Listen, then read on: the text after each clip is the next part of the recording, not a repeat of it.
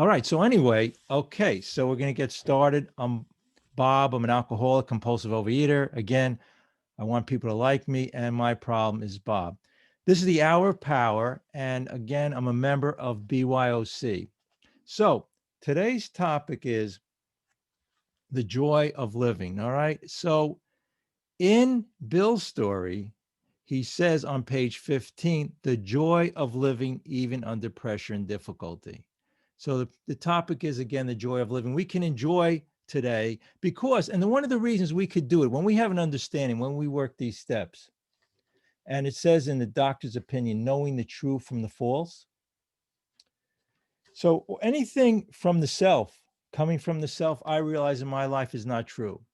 So if I wake up today, rather than enjoying the day, if I'm depressed, if I'm anxious, if I feel it's something catastrophic's going to happen to me today in my life, it's not true. Now, the thing is, I could think about it, I could have it on my mind, but if I know that it's really not true, any of these thoughts I have, then at least 50% goes away and my higher power does the rest. But before, I always thought if I woke up and I was fear because something was going to happen during the day, I was in fear of a person, or if I had fear of a social situation, whatever it was, I felt that it was true. That, hey, unless I did something about it, unless I told that person how I felt to let them know, haven't we all done that? Like we won't be happy unless we tell a person, what our feeling is. Don't they know who I think I am? Setting them straight. But that was my spiritual awakening, actually. And that's why I could say I could wake up and have the joy of living. And also I realized, in Bill's story, he says, even under pressure and difficulty. But I started to realize that these pressure and difficulty, 99% of them were something I conjured in my brain. So I thought that this was the most terrible thing. And again, I love that saying that says, 95% of things, worrying works because 95% of things I worry about never happen. So right now we can have that joy of living. When we get out of the self, right? It's not about us anymore. It's about a higher consciousness, a higher power. And anyway, to get on, so what I did is I want to go back to, no matter how many times, it's a very simple program. So, and I've heard like the 10-step promises. How many times have we heard that read? Or even the 9-step? Because the 9-step promises on page 83 start out saying, and we can really believe this, if we are painstaking about this phase of our development, we are amazed before we halfway through. So what does painstakingly mean? I used to think it meant that I had to figure everything out, right? Again, I love this saying, figuring out is not one of the steps. But what does the step say? Okay. Step 1 says I'm powerless. So as soon as I realized I was powerless, right? I didn't have the power to do anything. That right away, step 1 relieved me of a lot of worry and shame, because it's always the things that we think we can control and we can do something about that we worry about, because we have the guilt. Well, if I don't do this, or in the shame and the remorse and being upset. If we can't control it, most of the times, we can't. We just know we can't. Just like, a good example is like if you walk into a house, you have to walk through the door. You can't walk through the wall. So you can't control that. So you walk, you just walk through the door. The same with our life. When we take step 1, just step 1 alone, and incorporate the fact that we're powerless and we can't control it, that is what changed was my spiritual awakening, even in step 1. Never mind step 2, because step 2 told me where the problem was. It said we had a power greater in ourselves to restore me to sanity. So I had to realize I was insane. And anything and any thought that I have comes from the self is really not true, because the self brings me into the self-centered fear. This whole program, step 4, everything is related to that self-centered fear. So the topic is the joy of living. Okay. So when we work these steps and we have that spiritual awakening, we can have it. So anytime like this morning that we have a depression or upset, who are we thinking about? We're thinking about the self, right? It's all about us. But when we have that spiritual awakening and do these steps, it takes us out of the self. Again, it's really, really a simple program. It very is. We're just too smart and intellectual, to figure it out, that we try to figure it out through our intellect. So anyway, because step three has the real answer to everything. It says, made a decision to turn our will and our lives over to a higher power. So when we do that and we wake up in the morning, and when I give myself to this higher consciousness and I get out of the self, I can't help it but the day go great. It's amazing. In this fourth step, we have those columns, and I mentioned this last meeting. Actually, I was going to bring out the list I had, but I didn't hunt it down. I forgot to do that. But the point I was making with that whole thing was, in the first list, I have all the people and then I have another column with the defects of character, what I did, being jealous, envious, upset, angry, the 7 deadly sins or whatever they are. But, in the big book, they just go as far as the third column. But interesting, in the third column on page 65, they put fear. It's all self-centered fear. So in my fourth column, I'd read all of the fourth and fifth column. I'd read all of these other sources outside of the big book, and they would have a million things in there. They would have, like, we have to be loving, tolerant, patient, kind, all of these things. But when I bring a higher consciousness, which was in me all the time in life, it was always in there, then all of these things just come naturally. So my other columns, I have God's power. On the other ones, I have no power, right? No power is related to just getting into the self-centered fear. When we're in fear, we can't do anything. But when we're in power, we'll intuitively know, as step 9 promises say, how to handle situations. So that brings me to these steps, 9th and 10-step promises, promised us this joy and happiness. And it says, before we're halfway through, we will be amazed.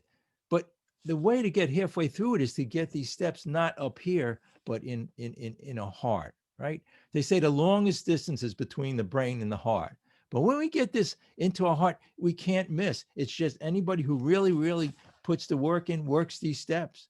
And these steps talks about 9 out of the 12 steps. They mention a higher power, a higher consciousness. Again, my ego is easing God out. It's something that was related to, God gave us this ability called the flight or flight response. So if I'm in the wilderness and a bear or a lion is going to attack me, okay, or somebody has a gun to my head, I should be fearful. But I misuse it. The way people look or what they say to me, that's the insanity. That's the real insanity when we go around being on the self and self-centered, because it's self-will run riot. Page 62 talks about selfishness, self-centeredness, all the delusions of the mind. And, when we come from the self, it is a disaster. In my life, it's off the rails. If I wake up in the morning and I invite God in and make it all about God and what I see in myself, the people around me, I can't miss. My life is fine. Things turn around, and, I have that confidence in a spiritual way. And when I have that confidence, then other things can't bother me. It's just like, somebody's going to come over. Like if you realize you just won the lottery and somebody calls you a name or something, would it bother you? No, you have this confidence in a higher way of thinking.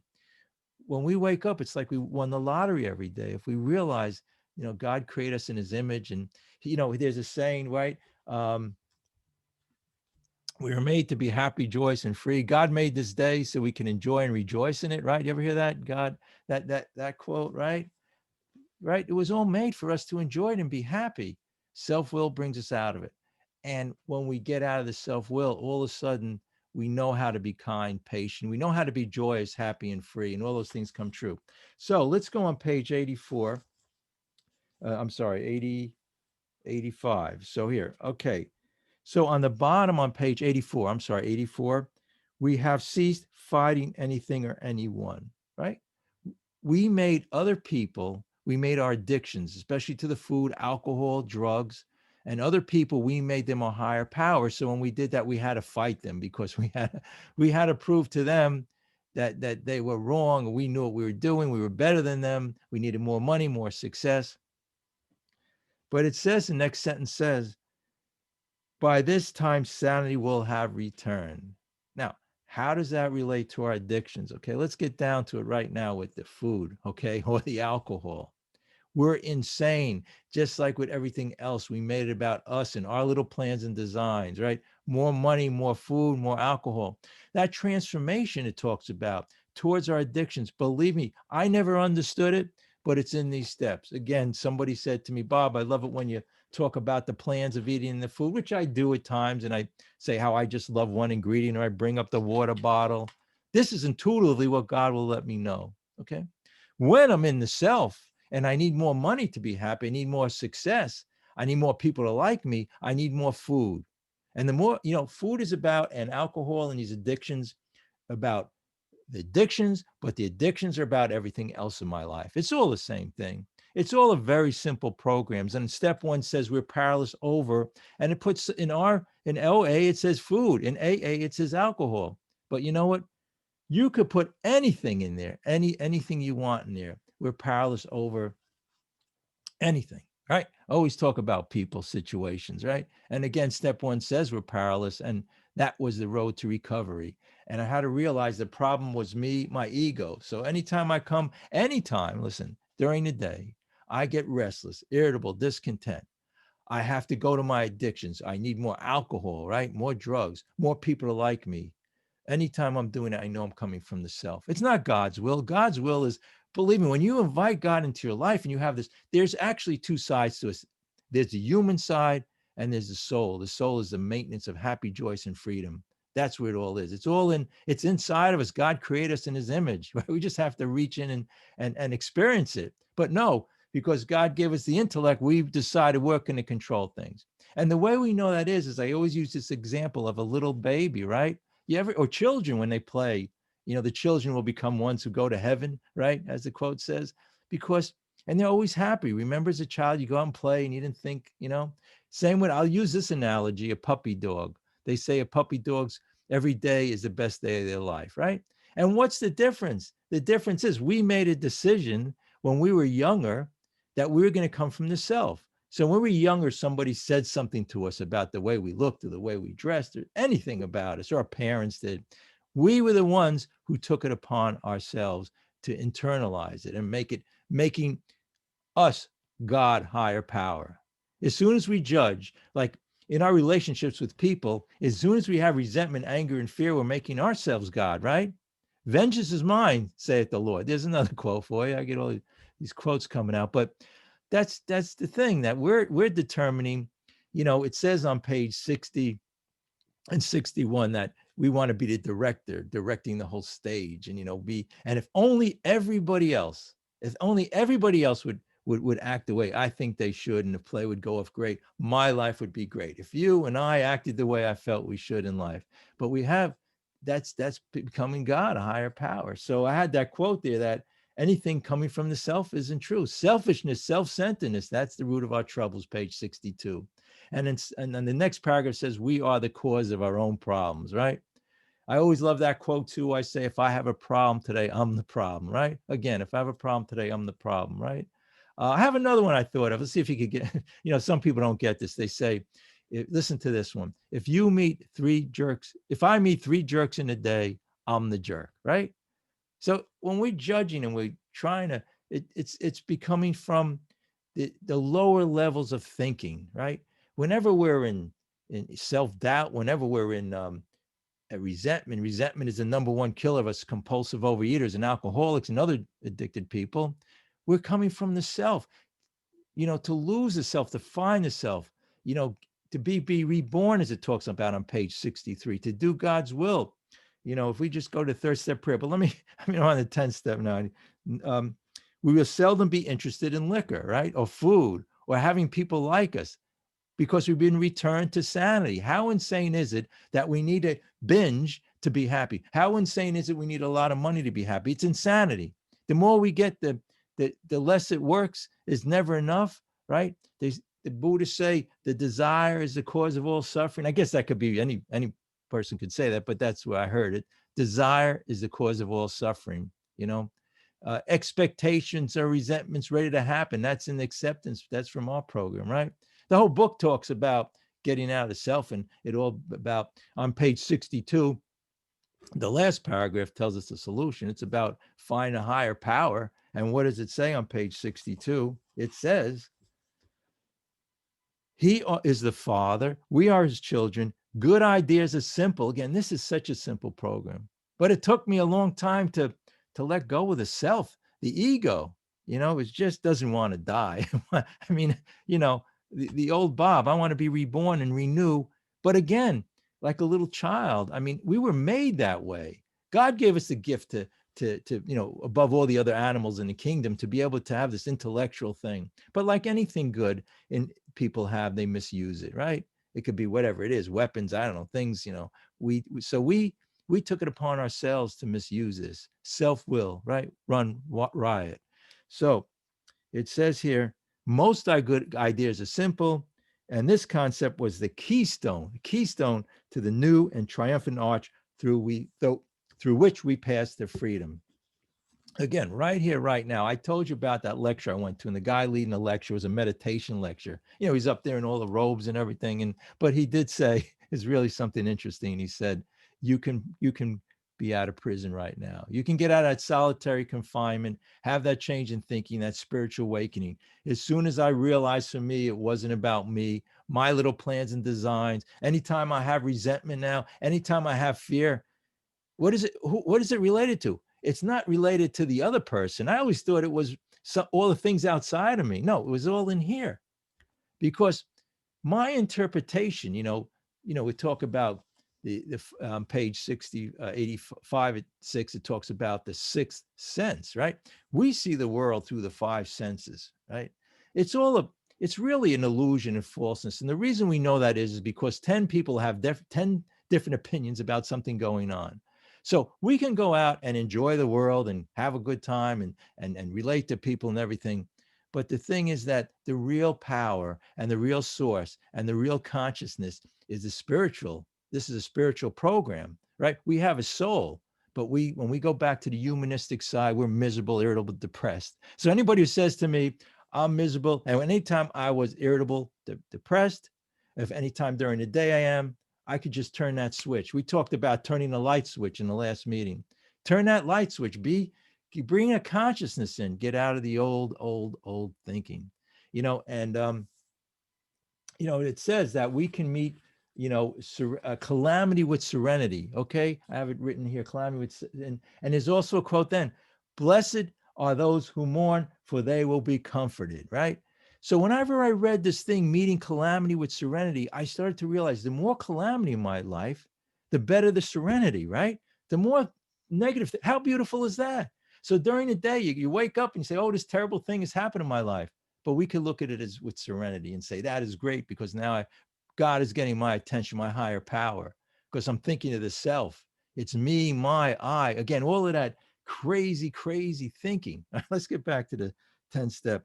If tempted, recoil from it from a hot flame. Okay. Our addictions, the food, the reason I can recoil from it when I couldn't before, I didn't have the solution. Because when I have spiritual food, when I think and see, when I'm in my car and I enjoy the nature and the outdoors, rather than sitting there eating food, which I used to do, locked in my house, closing the shades, because I have a solution now. I have a better way.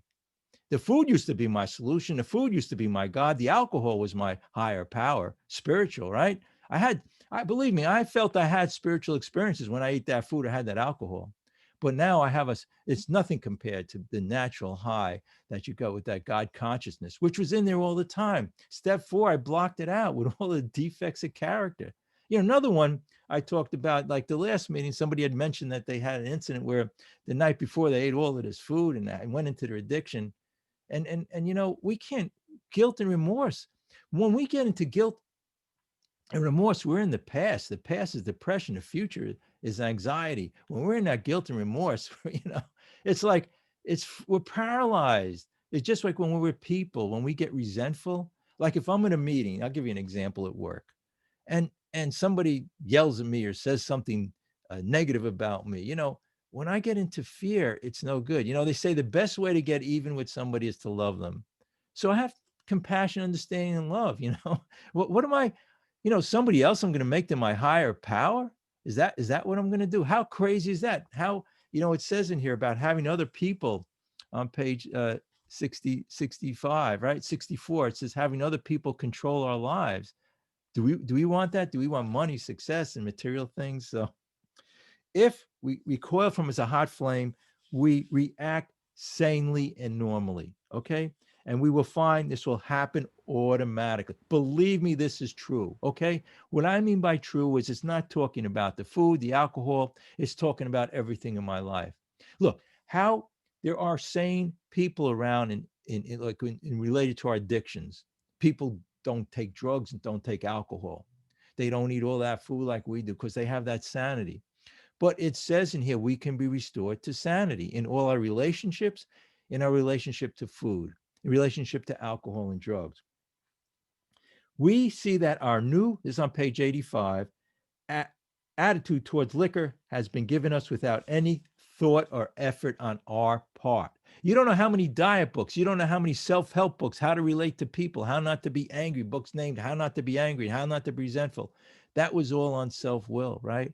I use the example again, and this one I used on the last meeting, but I just think it's so appropriate, where the centipede was going to have a race with another insect, and the other insect figured out a way to beat the centipede. And it was like asking the centipede, saying to the centipede, look, the centipede has 100 legs, right? He says, look, when you do this race, I want you to think about how you move your legs and everything. And the other insect says, I have 4 legs, but it may be helpful. I know you'll win this race. But what happened was the centipede started thinking how it would move its leg and it couldn't move. That's the way we run our lives. When we're in relationships with people, we try to figure out how they're going to like us, not like us, right? The answer to everything is within us, right? I had that quote I read. There is nothing that anybody can teach you in life. There's nothing. You could read 100 books. You could go to 100 people going to tell you how to run your life, pay them a lot of money. You could go to hundreds, I guess, even spiritual people. You can go to 100. How about this? Going to 1,000 AA meetings, OA meetings, going to whatever other meetings you go to, sponsoring 100 people, reading 10,000 this literature in the books, right?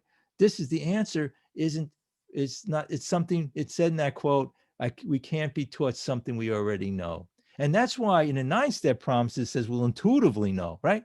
We have this intuition towards the food. The intuition is there. Do we want a 1,200 calorie gloopy drink with all of that sugar and God knows what else is in it? Do we want all that processed food? Do we want all that oil, sugar, and salt? You know, the answer, our bodies are God's temple. When we get this change of perception. Now, to be honest with you, I mean, during the day, I'll have an urge to do this. I'll have an urge to be angry, resentful, I've urge to be gluttonous, right? One of the 7 deadly sins, prideful. But it's so automatic now. I pick up one, like I said, this one sentence, one paragraph in this big book, and we'll read the steps or just pray and meditate and realize it's the ego. The ego's the thing's calling all the fear. I'm going to the lower level. The devil is coming in. You get it? The devil, which is our ego, the old little self. We made that decision when we were younger. We were going to react and get people to like us, or if we weren't be happy unless we have a big house, and then the next door neighbor has a bigger house, or we have 1 car, people have 2 cars, 10 cars. It doesn't end. The more we get, the more we desire. It doesn't end. But we have a solution now. I never knew that. I always thought if I got a better position, if I got more money, more success, if I have more power over people, I'd be happy. And I was happy. It's interesting. When we have that food or that drink, it's called pleasure. That's the pleasure, right? But pleasure is momentary. Okay, momentary is all these pleasures. I always use the example, the man climbed Mount Everest, won hundred thousands of dollars and maimed his body, got frostbite, God knows what else he did to get to the top, and it was a momentary happiness. How many people win even the lottery and like a year later they're miserable? And a lot of billionaires kill themselves, right? So people on yachts, right? What do? They say, it's just, it doesn't matter. It really, on 58, it talks about honesty 3 times in the beginning, how it works.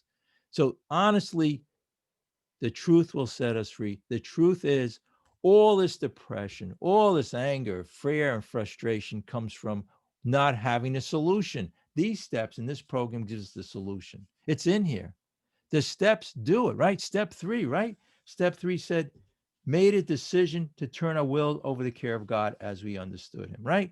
So I'm going to finish, hopefully, the 10th step promise. But if we go to page 63, we should do that right now, because right now we could have that spiritual awakening. A lot of people here have it, had it, understand it.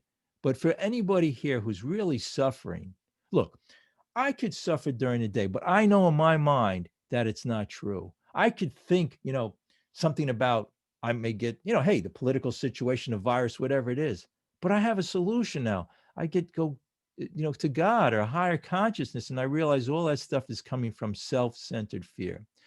So it's because it talks about on page 63.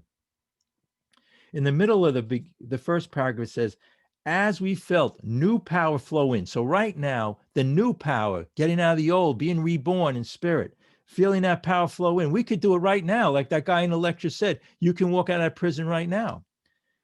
As we enjoyed peace of mind, as opposed to being fearful, resentful, upset. We don't, we can choose our thinking. It's really, really true. That was my spiritual awakening when I realized I could do that. We could face okay, as we became conscious of his presence, we began to lose fear of today, tomorrow, and the hereafter. This is really, really, really true. But we and me, when I first came in, didn't want to pick up these steps. This is what it's all about. It's very, very simple what I just said. But our complicated minds, our ego doesn't want to accept that. So no matter all the other things you're doing in the program, you're sponsoring a lot of people, going to a lot of meetings, all of this stuff, calling up a lot of people, doing all of these things. It tells us here, when we become conscious of his presence, to me, that presence has always been in there. I was creating God's image. That's my soul.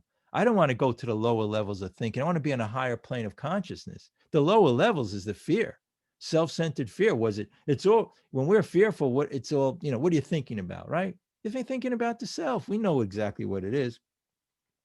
So we begin to lose, whoa, what a beautiful thing. Do you want to lose fear of today, tomorrow, the hereafter? We could be in the eternal presence. The past could be an illusion. We don't know.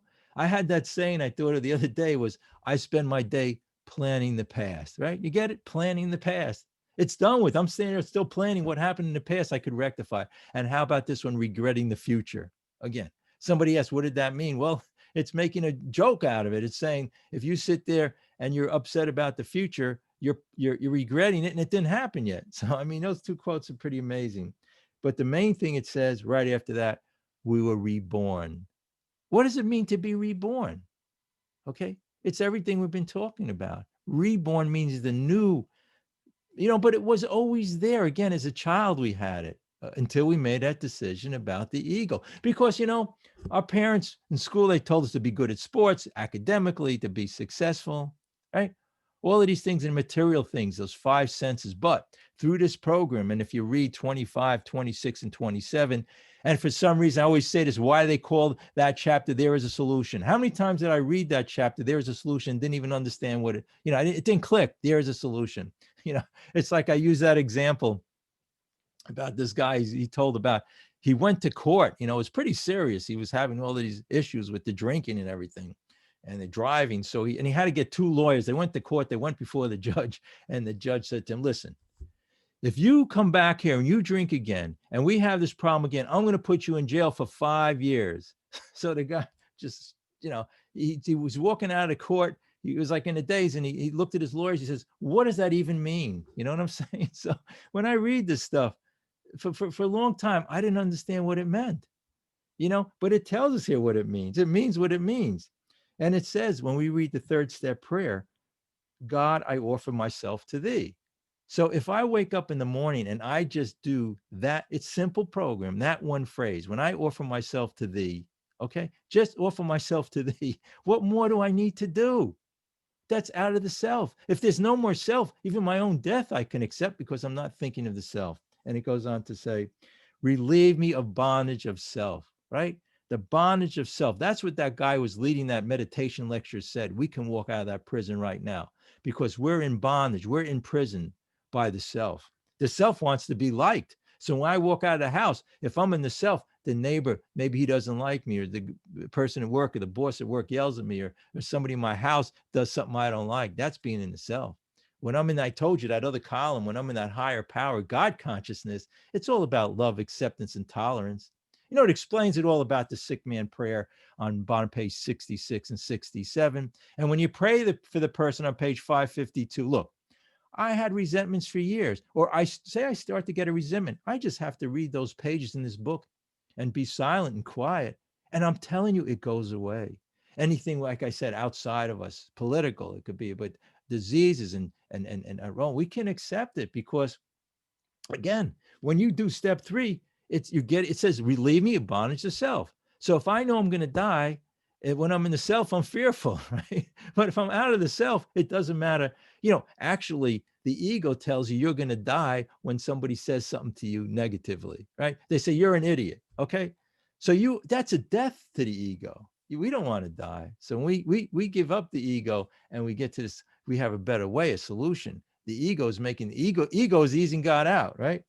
So it says here, relieve me of bondage of self that I may better do thy will. So anytime I don't know what to do and how to get out of a situation when I'm fearful and upset, I just do God's will. And I just go, and his will is not my will. So when I go to him, he's my partner. He's my savior, right?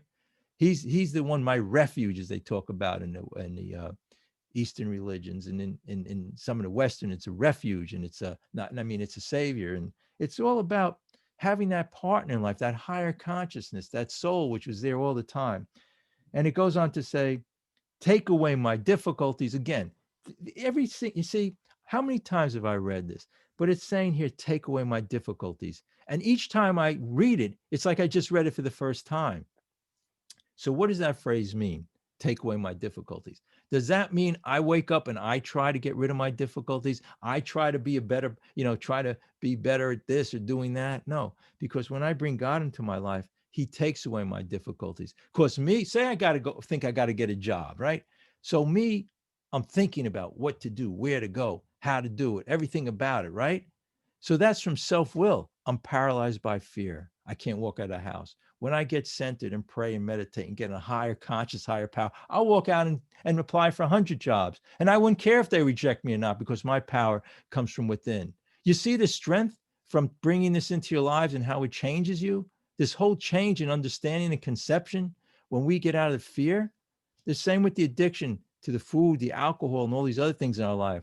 When we're in that self-centered fear, then we can't intuitively know. We can't intuitively know, right?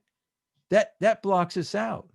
If we have the remorse, shame, and then we can't think. We can't intuitively know, as the 9-step promises says. It goes on to say that victory over them may bear witness to those I would help with thy power. So in this program, it's an altruistic movement where we want to help other people.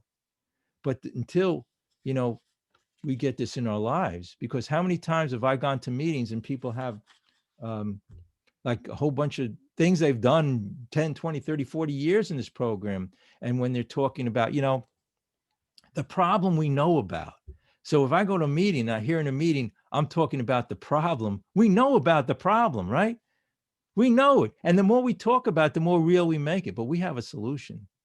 Okay. The more I discuss the problem, the more real I'm making it, right? Because if I say to you, look, I have this problem, this is happening to me in my life, I'm saying to you, well, it's real. Look what happened to me. Pour me another drink. Ever hear that one? Pour me another drink. So it's the getting in, and it talks about on page 62 that self-pity. Self-pity has to do with the self. And what does this whole prayer talk about? Getting rid of the self, self-centeredness, selfishness. That was the cause of our trouble.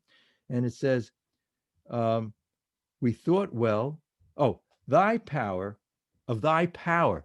And this is when I talked about that fifth step, how to deal with getting rid of my defects of character. They're cast out, step 6 and 7. I don't do it, right? It says, thy love, thy way of life may I do thy will always. Step 12 says, in all our affairs. I'm telling you, when I do God's will, I'm happy. The name of the meeting was The Joy of Living, right? I'm happy. When I get into my will, the day is like, it's a disaster. I'm off the rails, right? I'm going to figure this. I'm going to be fearful that I'm going to be depressed, right? Depressed. Look, I'm going to walk out of the house. I'm going to get an illness, right?